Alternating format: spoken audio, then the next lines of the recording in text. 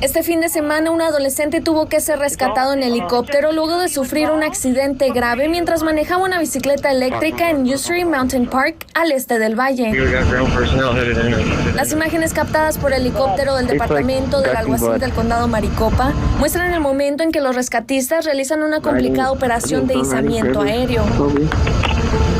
El joven estaba herido en una zona remota y de difícil acceso sobre un sendero rocoso y empinado. Según las autoridades, este tipo de bicicletas pueden alcanzar velocidades de hasta 50 millas por hora, lo que representa un riesgo elevado, sobre todo en terrenos irregulares como este. Afortunadamente, el menor fue trasladado a un hospital y sobrevivió, pero su caso no es único. Cada vez más hospitales en Arizona están recibiendo pacientes jóvenes con fracturas, golpes e incluso traumatismos graves relacionados con estas bicicletas. Y aunque parecen inofensivas, las e-bikes pueden ser tan peligrosas como una motocicleta si no se usan con precaución. Este incidente sirve como recordatorio que las e-bikes no son un juguete. Usarlas en zonas naturales requiere preparación, equipo de protección y mucha precaución.